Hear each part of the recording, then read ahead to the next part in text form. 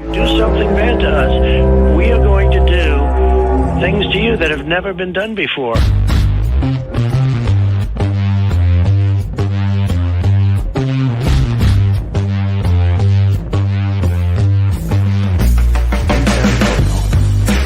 What the is that, dude?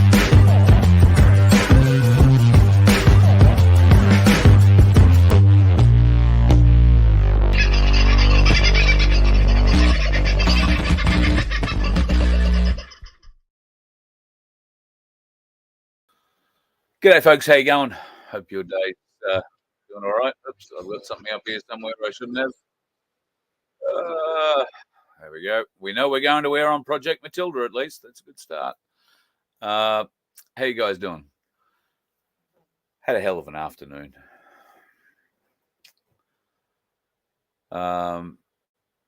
We lost a friend today.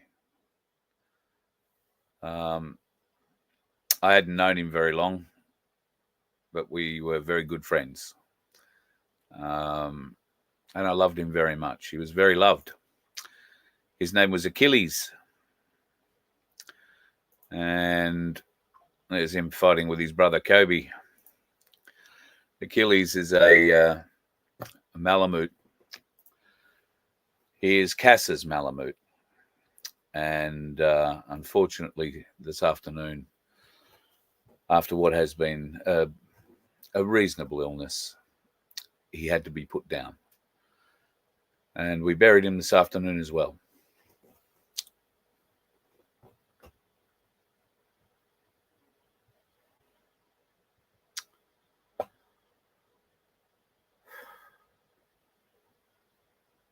He was a very good dog. Hey, Vince. Hey, mate, I might just take over for a second, let you compose yourself, mate. He was a beautiful dog. I must admit, I saw him when I was up there in Queensland. Loving as, excellent dog. I mean, even at his age and with his bad hips and stuff, he was still deciding to go chasing animals down the bottom of the area down there. And then, of course, there was the massive climb back up the hill, which was great and tuckering, but never mind. Oh, yeah. He's lived his best life while he's been here. That's indeed he has. He was beautiful, beautiful dog. Very, very friendly. You know, all the fun. Yeah, Anyway. just an absolute stunner of a hound. So, and you know me and animals. I mean, this is Caramello, who's on the property. This is Barry. He's Barry the Beardy. I never saw Barry. Oh, well, when you were here, it was cold for Barry, but Barry's out now. So, Barry's out now. Yeah, he got woken up the other day by a chainsaw out in the woodpile, and he still hung around. So, and he's very friendly.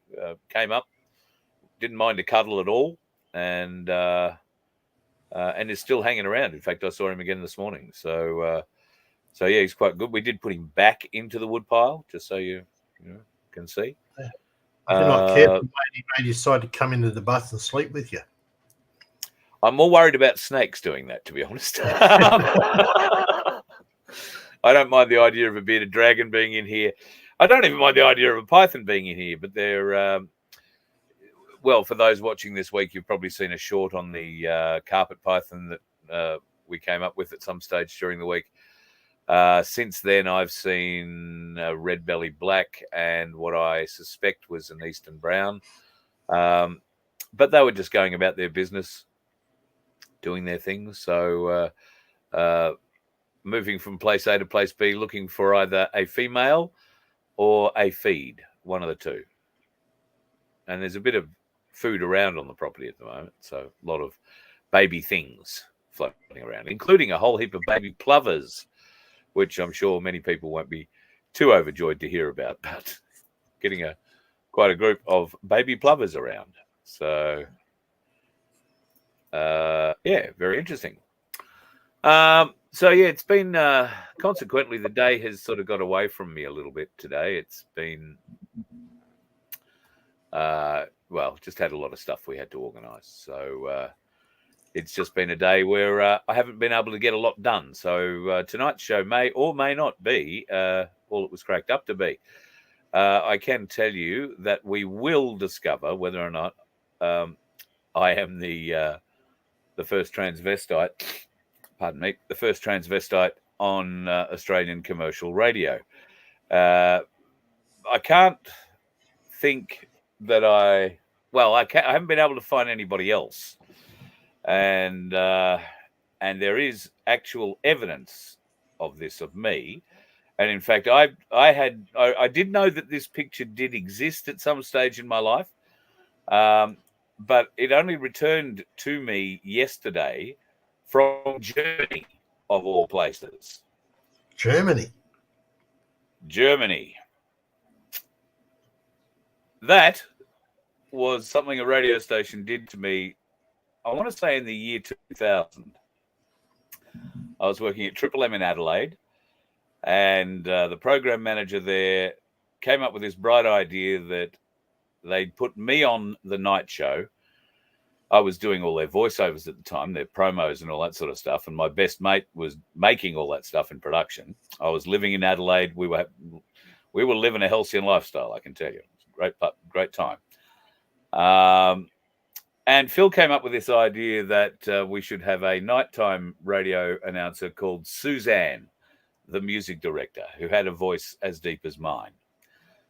And I failed to see the logic. I was just like, what do I tell people when they ring in and they say, why have you got a voice that deep? It's all right. You just tell them that, it's music director. You smoke cigarettes all day, lots of them, and you drink bourbon. And that's how you wind up with a voice like this, which isn't too far from the truth at the end of the day. So there was a whole campaign that had me as Suzanne, the music director, doing the night show. I think it was called Ripper Requests from memory. And the Ripper part was a play on do you remember Ripper 75, Vince? Yeah. Yep. The rather cheeky album cover. So I think yes. I remember that. Good grief. Yeah. There'll be a lot of people right now who are thinking about the K-Tel record selector as well. Mate, you're trying to stretch my memory there, I tell you. It was around that well back into the mid-70s. I haven't been into the chat. Anybody know what album cover that Suzanne, the music director, piece of artwork is a rip-off from? No. Anybody at all? I better go down the bottom so I can see. Great album. It was a great album. You're right about that, Scotty. But what was it called? What was the original album's? Oh, well, there you go. George got it. Sorry. I didn't look up fast enough. Supertramp, Breakfast in America. Breakfast in America was the album. So that goes to show that nothing is ever lost off the interwebs, because that that image is 24 years old. Easy 24 years old. Mate, so you were starting a trend. And sent to me from Germany. Yeah, but you're the culprit that started the trend. Oh, yeah, right? yeah. At least your music manager was, anyway, yeah. I've got to say, it wasn't a trend that kicked off at the time, and that may have been because Suzanne, the music director, didn't spec with a list and, didn't shuffle around. Pardon me. Suzanne, the music director, did dress in platform, net stockings, mini skirts, leather jacket, and wig, and hang out at truck stops when I was paid appropriately by the radio station to do so. It's not something I did in my own personal time. I just want to point that out. I literally cannot imagine that. I can't imagine you being set up like that. But yeah, okay. No worries. Oh, well, young, stupid, do anything for money. I mean, I was working at Triple M, mate. I was working at Triple M. It was great. Yeah. And I'll be honest, at that time, Triple M in Adelaide, the radio network that was part of, the old stereo network, we were the format breakers, if you like. So we would test new radio formats on the Triple M station in Adelaide and see how they rated and whether or not they could be rolled out. Many people today will have heard promotions on their radio station like High School Reunion, where you get everybody back together. Your radio station rings people up from 20 years ago and you have a big party one weekend. Well, that all started with us at Triple M in Adelaide. We were the first to roll it out. And it's what they call a great cume builder for surveys. And you can make them as big as 10 dancing bears. I mean, we had a flood of people, a team of people working the phones to find people who'd been to school, one particular school in Adelaide, and half of them had moved overseas. So we were contacting them overseas, and we got some of them back from overseas for this reunion. Jim Keys and the Masters Apprentices played that night. They were the band that came and played. So yeah, it was a very, very fun period to be working in the radio game, because we got to try anything and everything in that market, and if it worked, then it would be rolled out around Australia. Many people would have heard of the lie detector. I think Kyle Sandlin screwed that up for Oz Stereo, but we actually ran the lie detector in Adelaide first, and very successfully for a couple of years, and then formatted it in a way that it could be rolled out around the network. And I, in fact, trekked around the countryside with the guy doing the lie detecting, the lie detector operator, for a long time. So I was the producer, if you like. So yeah, it was a great creative time to be in radio. Not at all like today, sadly. All right. So I have a question for you. When did you leave Adelaide?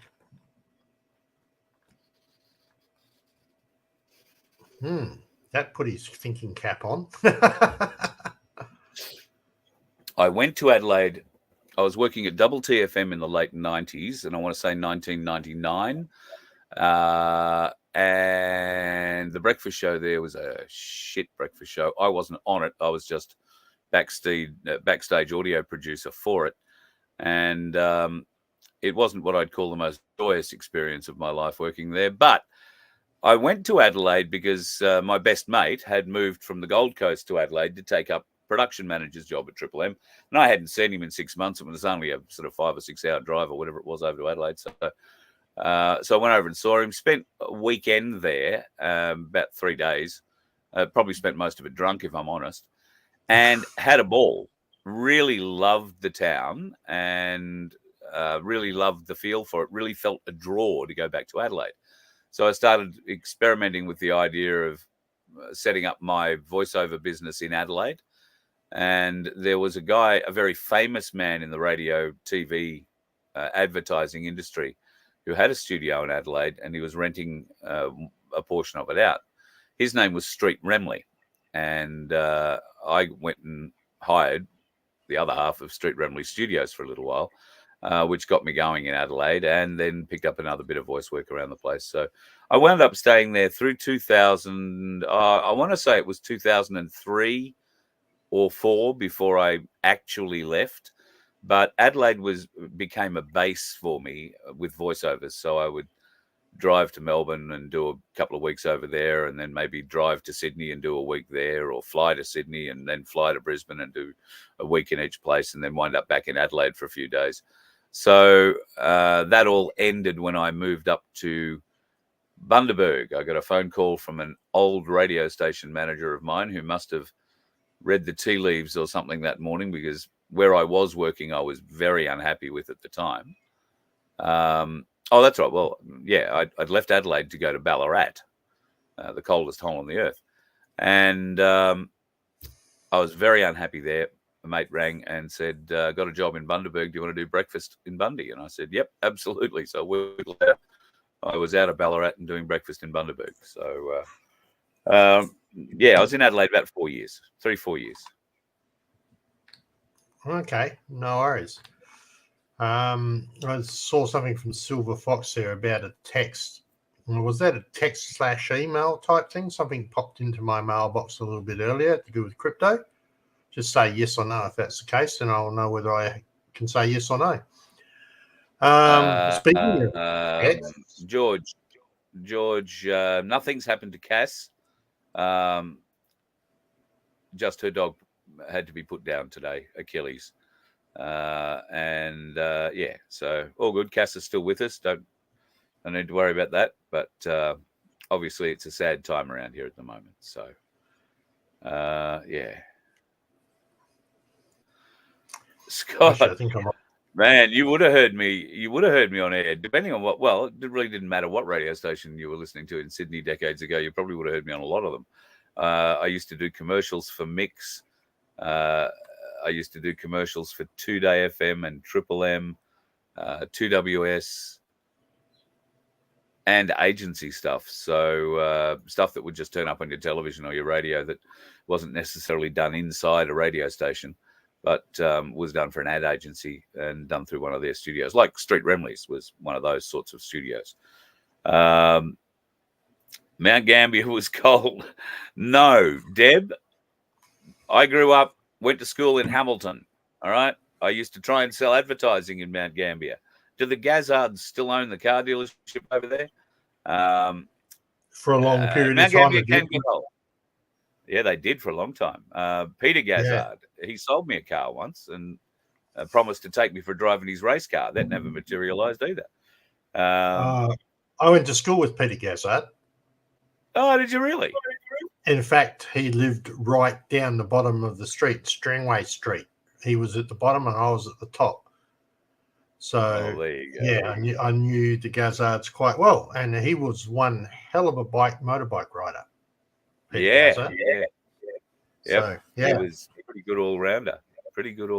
Small world, right? Small world. Small world. But Ballarat, there isn't a way to get into Ballarat without driving down into it. And it gets cold. I mean, I have been 20 kilometres out of Ballarat in 25 or 30 degree heat and get into Ballarat and it's 12 and raining. And I've been the other way where it might be 25 and raining on the outskirts. You get into town and it's 42 and the bitumen is melting. It's ridiculous. But a lot of beautiful people live in Ballarat. A lot of lovely people, all sitting on gold. I don't know how you folks aren't digging up your backyards. Probably because you're not allowed to anymore. But yeah, that's why I've never lived in the gold area, because I reckon I'd be one of those people who'd just be digging up the backyard. And then offering the neighbour, oh, you want to do some renovations on your back lawn? I'll go your harvest and whatever we find. Which would be zero, probably. But anyway. I think Jack has had one or two scotches tonight. He said it's a shame he never went to the USA and did DJ work there. I would have been a sex symbol. I've never been a sex symbol in my life, mate. I seriously doubt it's ever going to start now. I did play around with American radio for a while, and in the world of voiceovers, America is the pinnacle to get to, because every voiceover you do pays a residual. And that means that if they pull your ad out 12 months, 2 years, 10 years later and play it, you get paid again and again and again and again. So the voiceover guys in America make a lot of money.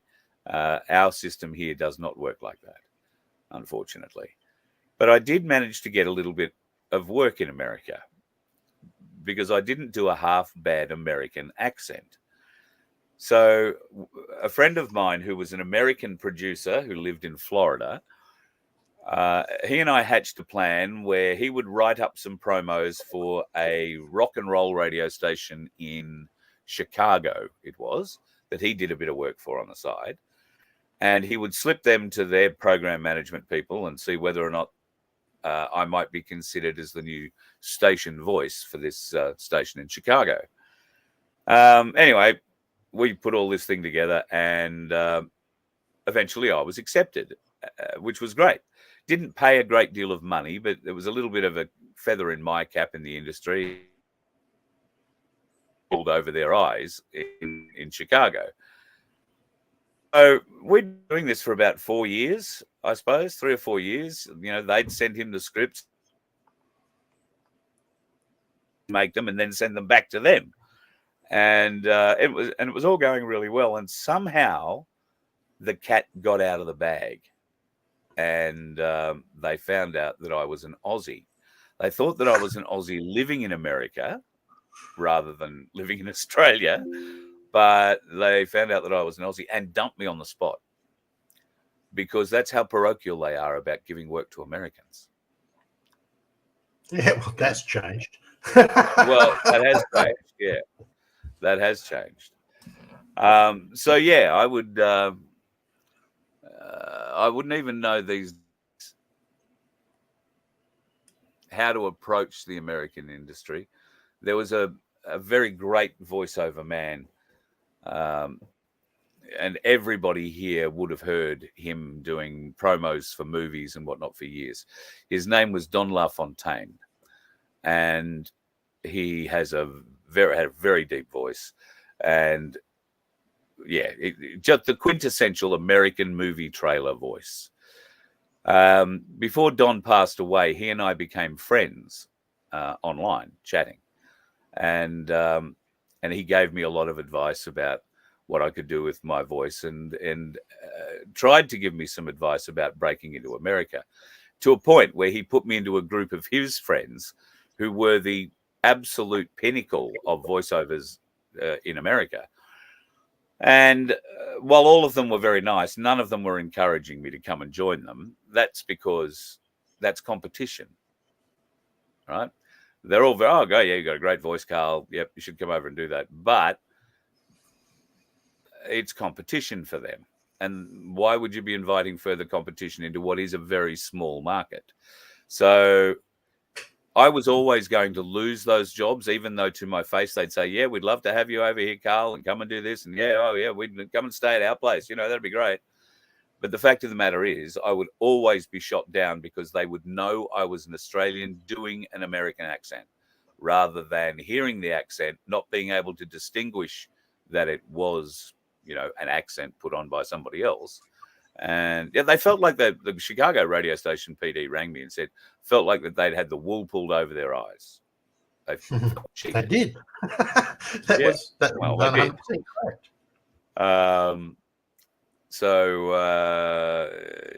Yeah. Now, of course, the internet makes the radio or the TV thing a lot easier to branch out internationally. I have deliberately not chased an American audience with what I do here with the Voice of Freedom, because I feel if I'm going to be speaking to the betterment of Australians, I need to be talking to Australians. I really don't have the knowledge base to speak to Americans or lecture them on their history. So while I respect what they do, I didn't feel I had much to offer to their side of the argument, and I knew or felt that they had very little, if you like, to offer to ours. So that's why you haven't seen a great deal of Americans on my show, and I don't appear, although I've been invited to many, I don't appear on any of them over there. I've also been very wary of becoming the interviewee. I'm not that person. If you want a story or you want to hear about a story, then come on a Friday night free for all and ask a question. I'll tell you all about it. But I'm not that kind of person. Which is theoretically being interviewed, but we won't go down that path. Well, it is theoretically being interviewed, but here I feel I'm sitting amongst friends talking, whereas being interviewed, it just puts my head in a different place for some reason. I feel I don't know, I just feel differently. And I don't know why anybody wants to interview me. Well, major breakup there, my friend. Major breakup. I said I just don't understand why anybody would want to interview me. So I'm always a bit puzzled when those requests come through. And I think I may have done 2 formal type interviews the whole time I've been doing this show. And that was because one of the ladies was a friend of the program, and the other one turned out to be. So, but I guess if somebody wants it, I'm happy to talk. That's the thing. I'm always happy to talk. Can't shut me up. But I don't go chasing it, and I don't chase an audience. I don't chase an American audience. And I suppose, Vince, you're going to tell everybody now and kick me in the teeth because I don't chase an Australian one real hard either. I should do a lot more promotion. I should do a lot more things, but I don't. Well, that's something we might chat about a little bit tonight as well while we're on here. But right now, I think actually the Americans could do with a couple of Aussie voices coming over here and saying, "Wake up, you wits! Did you not see that in the last debate that it was so 3-on-1, and in fact that if we put a little sign, I was almost thinking of making one up. Fact checks 5 for Donald Trump. Fact checks 0 for her. Lies for Trump 1, maybe 1.5. Lies for her 10. Yeah. She just lied through her teeth. But anyway, well, Trump's come out on Truth Social today and made this statement where he's saying he won the debate, but was criticised by the radical left lunatics because he looked angry and forceful. I've got to say he did look angry and forceful. Yeah, and he was forceful. But then he said, Why wouldn't I be angry? I love the USA and it's being destroyed by grossly incompetent leadership.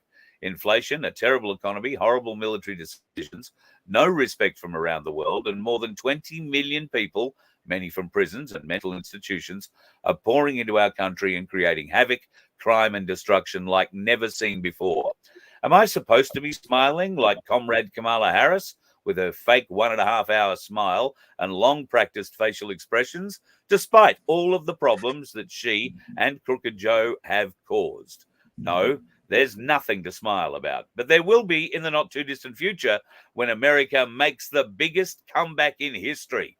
November 5th, make America great again. God love him, he writes a good tweet, doesn't he? Yeah, and he's topped that even more. Oh, right. So there's not going to be another debate. They've said no to that, right? And he has just made the promise. So I'm almost tempted to go to America, to be honest, right? He's just made the promise that anybody who works overtime will not be taxed on their overtime. That's a big one. That's a very huge. big one. That is huge. It's interesting that he's bringing up tax. Senator Rennick brought up tax the other night too. I'm not sure if it was in his policy speech regarding his independent status now going. I think he's going to start a party just between you, me, and the gatepost. In his policy speech the other night, he also brought up the taxation system and believes that nobody should be taxed anything up to $60,000 a year. Well, that'd be nice. Breaking that down at the by the time you've paid your 10 grand in tax and your 4 grand in this and your insurances for that, you work it out with about $34,000 a year. And on the metrics today, the inflation metrics of today's cost of living, $34,000 a year puts you nearly $6,000 below the poverty line. Well, you don't want to know what both me and you are sitting on then. We're way below that, both of us. Yeah, but we learn to live on the smell of an oily rag, or in my case, you just suck the fur out of it. But, I was wondering how come all those rags look really, like nice and smooth. Now I know. Okay. Yeah, those little fish lip marks on it. Well, that's just part of the news that's been going on. We were talking a little bit earlier about texts for that person, and I think it is, but just to be on the safe side, text me again just to make sure. Thanks. And Lily asked if I got an email from her yesterday regarding T-shirts. Oh. Yes, I'm looking at it right now.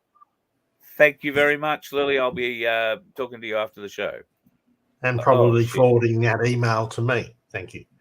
In fact, I will forward that email to you right now because my fat finger just deleted it.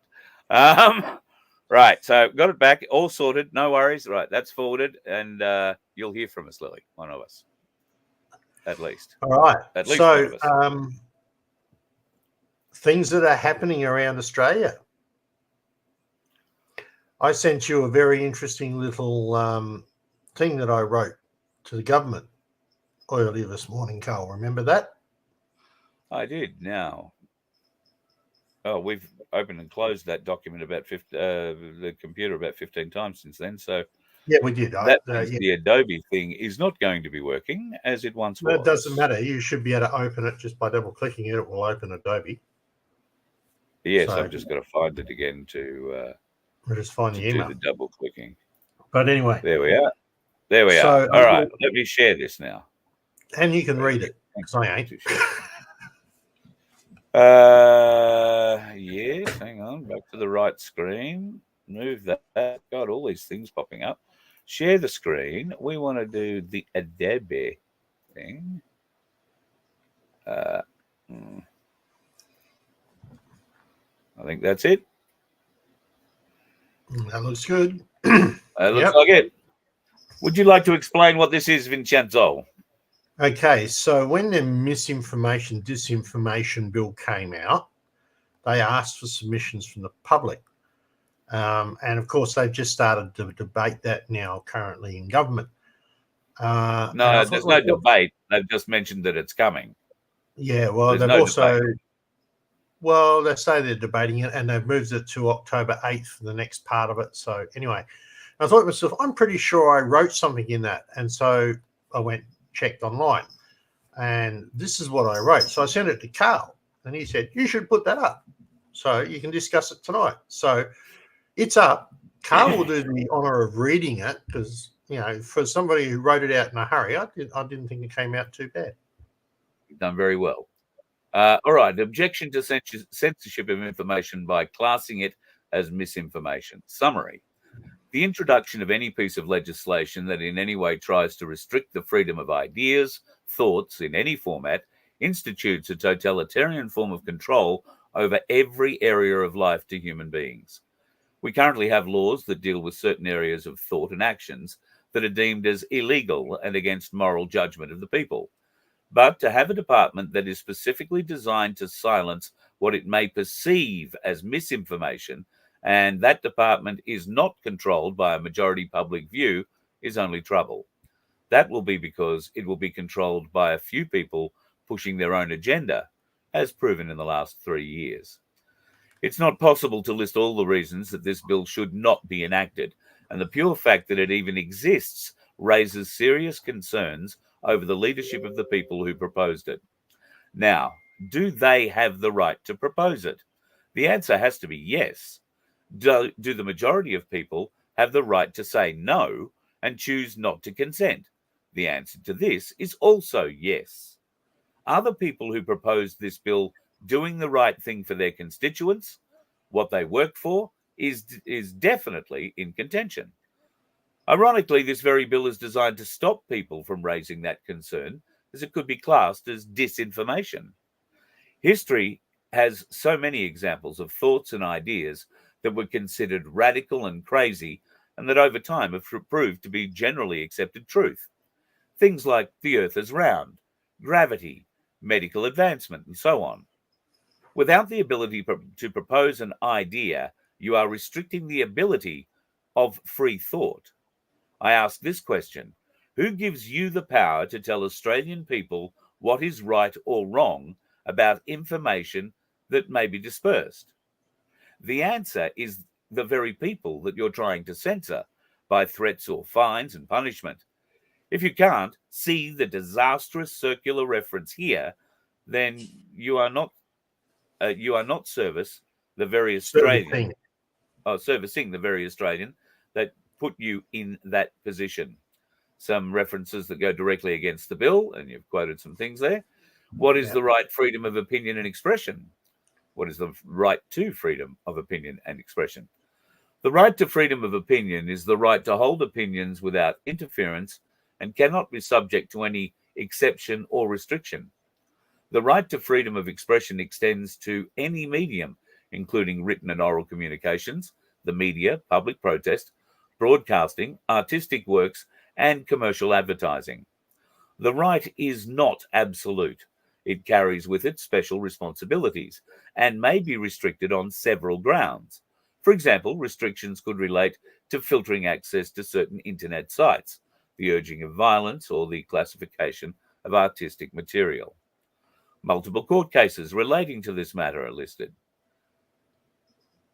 I could spend multiple days finding heaps of references of history and legislation, but to what avail if you can't see this as morally wrong when you should not be in the position then you are in.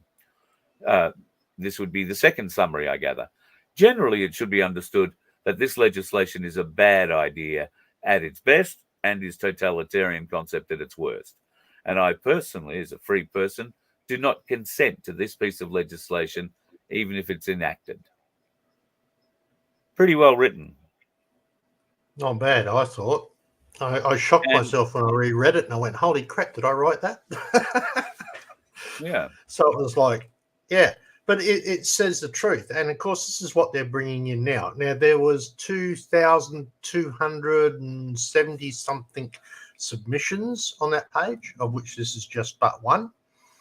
So it's a little less than what they expected. The ACMA were expecting 2,500.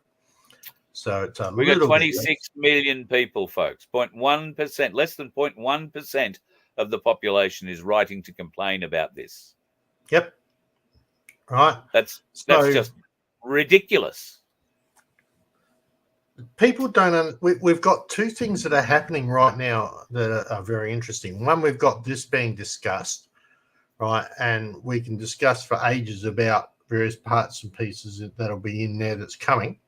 The second is the bill for limiting the ability for 14 years and younger to get onto social media and social media sites, which raises its own question. And I've got something here that actually says that the government is looking for requesting for tenders for age assurance technology. Yeah. What? Hang on. What? Pardon? How are you going to do that on my computer without my permission? Are you going to take a snapshot of whoever's sitting in front of the screen? How do you know who's going to be typing on that keyboard? How do you know that they're not 15 or 16 but look 12? How do you this is such a very slippery slope, and it should be up to the parents. Note that. Sorry, I'm getting a little hot-headed here. Should be up to the parents to determine whether their children go on social media sites and what social media sites they go on. Right? It's not the government's job to tell us how to educate and raise our children. I would agree. Right? So we have that. We seem to be falling into that trap pretty solidly, though. Why? I mean, there's only a few of us, and by comparison to the rest of the nation, there's only a very few of us who are awake enough to try and do anything about it. There is something else that I think is worthy just to remember. I'm just going to try and bring this up now, suck it in. The Shadow Communications Minister has also made a point regarding what the government's statement is on this, or the current status of this software rollout, if you like. And he said here that the government has claimed that it has started a trial of age verification technology. That is false. The government has not started a trial of age verification technology, despite announcing it on this year. Just today, the government has published on AusTender website a request for tenders for the Age Assurance Technology Trial 2024. The tender doesn't close until October 7. So you can't do anything until after October 7 at the earliest. And I would suspect, well, this guy says late October at the earliest. The government has consistently failed to understand the urgency and the need. And this is where obviously the Liberals fall back in line with, we still need to do this. They're just not doing it our way. The fact of the matter is, I think the guts of it is in the top of that particular letter. The government's telling you lies about the age verification policy now. What on earth makes you think they're going to do anything else but tell you lies about that going forward? Oops. Yeah. Well, you got Oh, to wow. take the other thing into account, Carl. Right? How is the best way that they can monitor who's going to be on the net? Oh, yes, All very right. true. The best way and the easiest way is that they make every person, when they sign on to their computer, use their voluntary digital ID. Right? Yes. You can't half see all these roads pointing together, right? And it's the same with the misinformation, disinformation bill. I'm going through the amendments at the moment. There's massive amount of pages, but one of the main thing it talks about with the misinformation, disinformation, and then again, who's ever going to govern it or whatever. But it talks about harm being the main cause for doing this. Okay. And here's the definition of harm and please excuse my reading. Harm means any of the following: hatred against a group of Australian society or the basis of an ethnicity, nationality, race, gender, sexual orientation, age, religion, or physical or mental disability. Okay, not so bad. Part B, disruption of a public order or society in Australia. So that literally just took out protests, organising a protest, because that's the disruption of the public order of society. All right. C, harm to the integrity of the Australian democratic process or of a Commonwealth state, territory, or local government institutions. So now we can't abuse them for doing something wrong. Yeah. Right. That's part C. Yeah. D, harm to the health of Australia. Pardon? You're telling us about that when you did what over the last 3 years, 4 years? Wow. And how many did you harm? Right? Not saying that you did. Sorry, I'm totally not saying that we did, because we might get misinformation, disinformation on that. Right? I don't know. Would you like me to bring up the pictures of Victorian police firing on other Victorians? I saw that. I saw that already the other day. Yeah, and then we've got, right. It's not finished. E, harm to the Australian environment. F, economic or financial harm to Australians, the Australian economy, or a sector of the Australian economy. So boycotting Big W is harm to Big W. Censored. See how broad those definitions are? Yes. This is an exceptionally slippery slope that we're going down. All right. And ACMA are not the agency to be put in charge of policing this. They have shown previously that they are, well, at the end of the day, I think what we're talking about is all semantics, because I don't believe, I can't, my head does not allow me to believe that this is going to be allowed to go forward. Or maybe go forward for long. I can put up with something if I know it's going to end in a short period of time.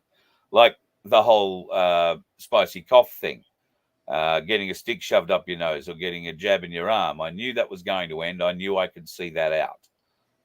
And that pressure. Nothing they could do to coerce me, short of possibly if Laura had have gone into hospital and I couldn't have been able to get in to see her, that would be, and I still wouldn't have done it in that circumstance. I would have made the hospital pay dearly for it. They would have needed teams of security every time I came to go and see my daughter. But I still wouldn't have gone and got the jab, even at that level of coercion. Yes. So, because it's just so dead against it for, people like us. It does get deeper into this and who can and who can't, and more definitions of misinformation and disinformation as it goes. But it seems like any service that interacts like what we're doing right now, this is called an interactive service because we're talking to each other and we have the guys in the chats making their comments in bits and pieces. That's classed as interaction, right? Yep. Can come under this bill. If we were two people talking privately to ourselves with no interaction to anyone else, no. If we were sending a SMS or an MMS, no, they can't get access to those. That's written into the bill, right? But if we have a chat room, yes, they can have access to that because it's more than one person. It's not SMS and it's not MMS, right? So it goes in quite a way. It's actually set up, if you read it carefully enough, it's set up easy enough to take every freedom broadcasting publisher, network person, any news-related freedom journalists off air. It's actually written in there. They will recognize recognized media or news outlets that follow the broadcasting code of conduct, etc., and so on and so forth. But any freedom journalist won't be recognized at all. Right, so that's another part. And I said I'm only halfway through this thing, and I'm already. To be honest, none of us are recognised now, anyway. I mean, Avi might have some sort of press passy kind of qualification that he got from somewhere, but he does. Press passes these days are issued per event. You don't get one just because you're a part of the press. You've basically got to beg your way in for a press pass to get into an event. You can say I am a citizen journalist, but we have, as citizen journalists, we do not have the protections that American journalists have under their constitution. So, sure, they've got it either. I'm not even sure they do. No, but they at least have a right to free speech. We don't. Yeah. Nowhere in Australian law is it enshrined that. And in part, that's why Ricardo is right when he refers to the US Constitution as one of the most well thought out and most powerful documents ever constructed. Because they thought of all of these. Yeah. So that is a document that is well worth consideration. When, as parochial and as patriotic as I'm sure everybody watching tonight is, J1's in the room. Hey, you haven't seen you in a while. As parochial and as patriotic as everybody is, we are not protected in the same ways that the media that we consume every day shows us. Others are protected. We watch and consume American content every day. If you are watching those citizen auditors, sovereignty auditors who are standing out on the street filming people, all that kind of stuff, none of those laws apply to Australians. Well, not quite. None of them. No law that you see. Quite. You can't use that law, but there is a high court case law here in Australia. If the police ask you to identify yourself, you can identify yourself, you specify your name, and at that point, am I under investigation? No, you can walk away. And that's actually a high court legislated law here in Australia. And you can run away theoretically, but as long as you're not under investigation, you can leave. But you don't have to show identification. You just have to say who you are. Yeah, just saying. But a lot of people don't know that law exists because it's not out there.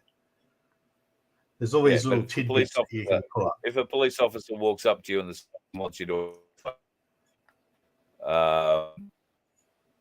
does that circumstance work as you just described it? G'day, I'm Vince Panel. Well, where's your license, Vince Panel? Well, do you suspect me of any crime?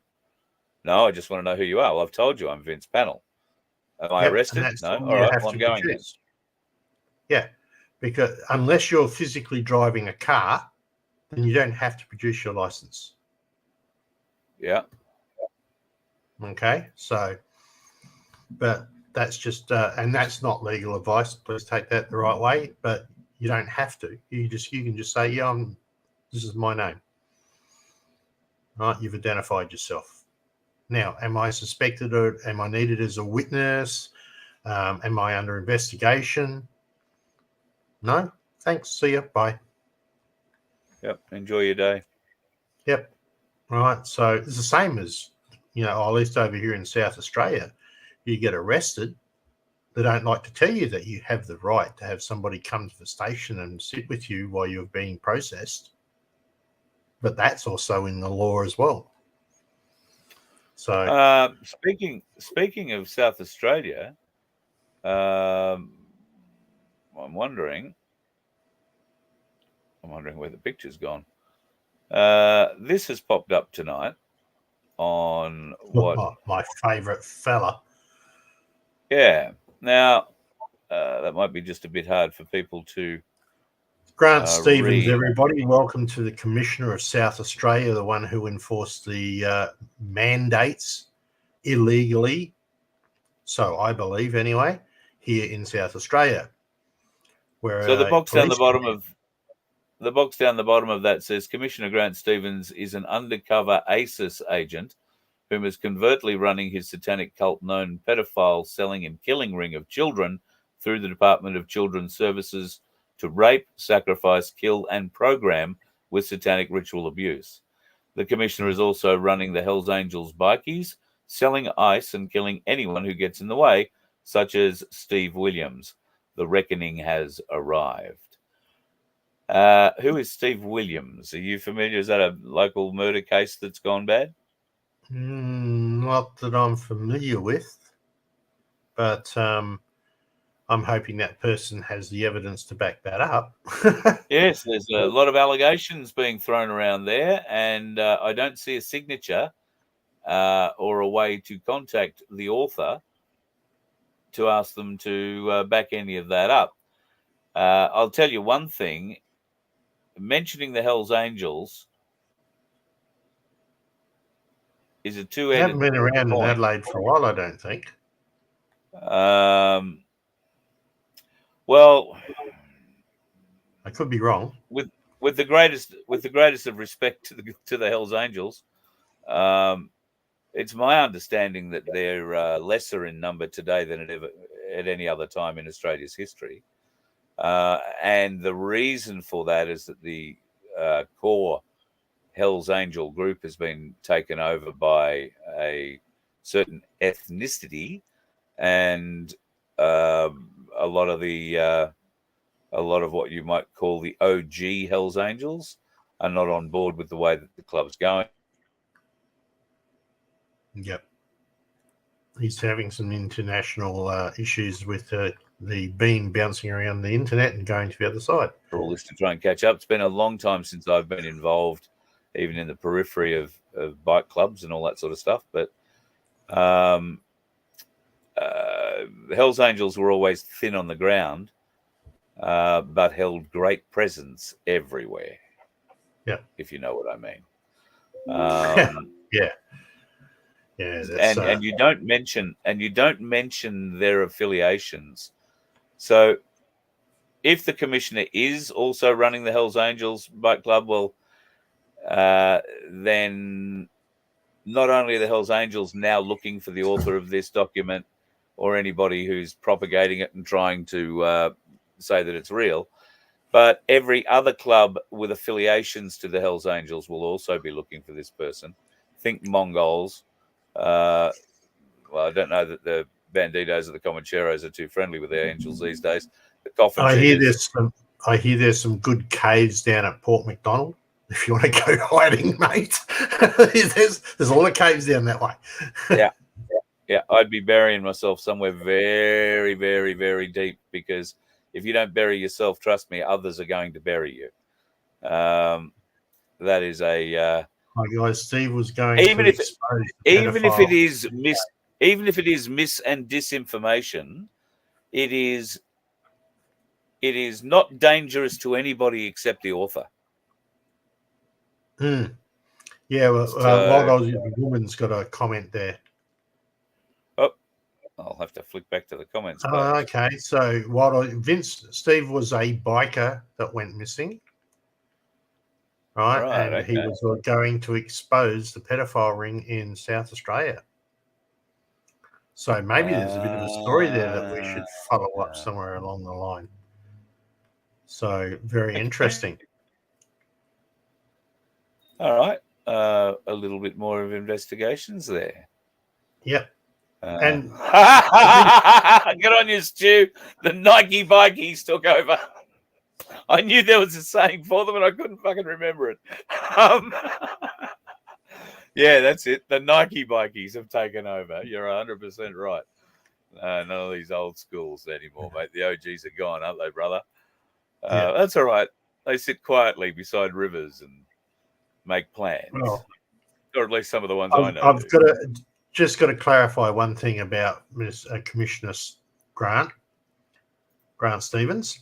Yeah. In all fairness, he did keep South Australia out of lockdowns for a long period of time before he finally submitted. I think he was pressured into it eventually. But so I'll give him that, because I know that the Premier said do this and he said no. Right. Right. But okay. eventually he did secede and did it, and then ordered the mandate, which was obviously where a lot of people lost their jobs. So that's why I personally don't like him. Yeah. Yeah. But yeah, so once again, that slippery slope. Right, do it once, do it more than once, and the more that people turn around and say no, the more damage we are doing to their economy, the better off that we are at actually making them sit back and listen. Yeah, right? 100%. I don't know how we need to combat this new one coming through, but it needs to be combated. I mean, we've had the submissions in; they're now discussing it. The next point, as much as I hate to say it, get in touch with your local minister, federal minister, and visit him, or write him an email, or not write him an email. It's pretty pointless from what I hear. Write him an official letter with a wanted reply, right? Yeah. And just put it quite clearly: we don't agree, we don't consent. Your job as my representative is to go in there and say no. Yep. Right? Absolutely. If you want your job next year, say no. So yeah. Right? Because there's nothing worse than a whole heap of us going around whispering to each other because they can't censor that yet. Yeah. 100%. 100%. Are you going to post your submission up on the OFHQ website? People might like to use it as a thought starter, if you like, or possibly. Yeah, I'm happy to put it up there. I was rather shocked at how well I wrote that, considering I'm not a typist. But anyway, but that was the thoughts that come out. It shows you where I stand morally. Anyway, that's what it does show. Right. I'm glad you talked over me and you didn't hear my comment. Oh, what was it? Come on, you've said it now. You've got to say it again. I just said I'm surprised you wrote it that well too. That's all. Oh, thank you. Very good. So, do you remember the pride of the police force that I showed in? I'm not sure if it was last night's show or the show before. This bloke. Fuck you. Good lad. Yeah, go for it. Fuck it. Yeah. So he's one of the imported coppers that the country is getting. Turns out he must be having a very bad week, because here he is knocking a motorcyclist clean off the bike there today too. So I'm not. Are you sure it's the same guy? Well, he's driving like an Indian, so I'm guessing there's, if it's not him, it'll be his cousin. So yeah. Anyway, Well, in all fairness, he should have been pulled aside and reprimanded for what he actually said. Talk to you. Good lad. Yep. Yeah. Right. So on the caught spot, red-handed, on the spot, in tape, and his that sergeant was inspector there. that guy that was with him, either a sergeant or an inspector that was with him, should have ripped his nuts through his nostrils in front of that bloke there and then. But unfortunately, we're stuck with them, and God help them if they ever pull me over. It's going to be a very bad day for us all, because I will have very little. Past my head. Oh, you got more ghosts. Yeah, I got very little tolerance. Very for little ghosts? tolerance. No, Or for police officers. well, yeah. Talk to you. Good lad. Yeah, I've seen. Just an Uber driver wearing a different uniform, as far as I'm concerned, and I've had plenty of them to tell me to get fucked as well. So, all good. We know how to deal with them. They're actually scared of us. So you can see that this fella is actually intimidated, and I understand most Indians are intimidated by Australians.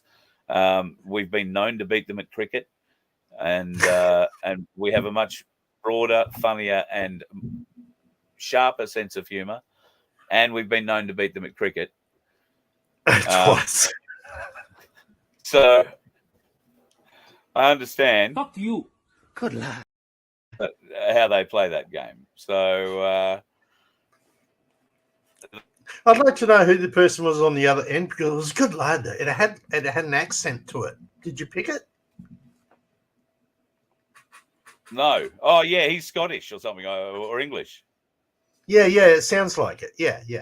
But obviously Yeah. an Australian. So yeah. Yeah, clearly. Yeah, he's clearly an English Australian living in Western Australia. I would say, where they've just picked up a brand new wonderful. Talk to you. Good lad. All right. He's in trouble with all that swearing coming from the police officer. We might get taken down for misinformation, disinformation, or violence or harm. Go ahead. I'm not getting into. I shouldn't. I should not. I'm sorry I posted that. I shouldn't laugh at that. That's probably running a little close to the line, but that's very funny. All right, folks. I think that I've had enough for today. I really am looking forward to the day to come to a grinding end today. Okay. Well, a little bit of discussion about wherefore for part of this censorship thing that came up before, which I said we discuss a little bit later, was the fact that we have the Freedom Broadcasting Network, which is our dedicated TV streaming news channel, etc., and so on, which actually gives a home for these independent reporters to come and live, because we will be sort of like a registered channel, because we are an incorporated company. So yeah, just something to raise that people need to be aware of. If you're looking like you're going to get hammered out, we've got a home for you, and maybe it's time to start getting that rolling. The second part was the discussion about morning shows, radio show, and evening shows. So I don't know. I haven't discussed this with you, but would you be happy to have a separate presenter that might come on and do the occasional evening show? And I hadn't heard that as a. More the point, would the that guys accept it? You just did. Because I'm being cheeky and I'm doing it live. Yeah, I can say no to that, but we'll talk Great about pleasure. it. I actually have a scientific reason for it, but I understand where you're going with it, and I like the concept of where you're going. So yes, we can figure that out. So further discussion to be had. But yes. Guys, if you want, please looking, drop it in the chat, see what your comments are. We'd love to hear what you're going to say about something like that as part of it. Also, once again, please go and look for our wonderful website, FBN-online on the YouTube channels, and like and subscribe to that one along with VOF HQ. DM's busted you. Regular segment. Yeah, that's pretty much right, DM. You got that. Well, I'm just thinking that if he's going to be in the morning, and I know he falls asleep in the afternoon because I keep ringing him. So, if he's not there one night, maybe I can supplement or something. But anyway, or we can find somebody who's far better than I am. But somebody anyway, you can read. Yeah, well, I didn't say I can gas bag. I don't have to read very often, but thank you very much, Carl. Your brother. And then again, right, getting back to that, we're always happy to receive a donation or become a member for as little as $1.25 a week. We appreciate that if you can do that. For the people who have ordered hoodies, I'm still waiting on a payment from one, but they arrived today. So they will be posted on Monday. Awesome, all right, for those people that's come through. And Scotty T, yes, I got yours. Thank you. Got mine on tonight. Yeah, it's same dirty, here. actually. This one here is the gunmetal grey. Okay. And is that the zip up one? Yep. Oh, there you go. All right. I'll show you my boots. I don't have the zip up one. Yeah, that's enough. Also, if people don't wish to use a credit card to donate and they are involved in crypto, we have some crypto wallet addresses on our website where you can donate via crypto. Gratefully received and appreciated.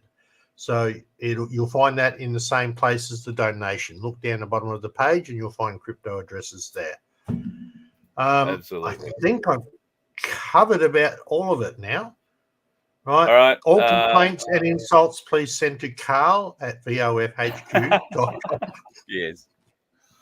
Wild Aussie Woman, I am a bit shattered tonight, but I'm shattered because it's just been a very sad day with the loss of Cass's dog, Achilles. We had to bury him this afternoon. We put him down this afternoon, and it was just it's just been an emotionally draining day, can I say? So I guess yes, that's where I'm at tonight. And you are 100% right. It's good night from me, and it's good night from him. I think that was the two Ronnie's exit, wasn't it? Yep. That's it. All right. So it's good night from him. Love you. Be good. Yeah, and it's good night from me. So we got it both ways. Listen. You are known for one signature move, Vince, and you've forgotten it. Thank you. See, we'll teach you marketing yet, folks. All right. Have yourselves a lovely night, folks. There is every chance I'll talk to you over the weekend. Whether it's in this format or just off the phone, we'll just see how it goes. Thank you to everybody who's reached out. Those of you who saw the Facebook post this afternoon and passed on your condolences for the loss of Achilles. I'll make sure Cass, or I know Cass sees those on my Facebook page, so she'll be very grateful for those as well. And thank you for everybody who's reached out for me with it too. I'm got to be honest, I'm a bit surprised that it's affected me the way that it has, but I love animals, and I've shed more tears for this animal in particular than I have for many people close in my life. And I don't know what's wrong with me. I don't know why that would be the case. However, I don't mind crying for good things, and Achilles was certainly a very good thing. So it's the first time I've probably had to experience a loss of a dog that was close to me. And if I'm taking this one this way, God knows what I'm going to be like when Chili goes. You'll remember Chili, of course. She hangs around with my daughter Laura these days, and I don't get to see her too much. But she did have a wonderful day at the beach yesterday, and I think I have a little picture here that will just show you how she is living her best life currently at the moment. And bearing in mind, this is a dog that doesn't like the water at the beach. Yesterday, she went swimming as near as Laura and I can fathom for the first time in the ocean, like actually feet off the floor swimming, and was loving it. So it's all good. Our fur babies, they really are the most amazing things for our souls and for our lives. And if you have one in yours, keep them close and give them a kiss from me. If you happen to see all the dickheads out on the roads, well, you can give them something else. Have a good night. You let one ant stand up to us, then they all might stand up. Those puny little ants outnumber us 100 to 1. And if they ever figure that out, there goes our way of life. It's not about food. It's about keeping those ants in line. That's why we're going back. Does anybody else want to stay? Let's ride!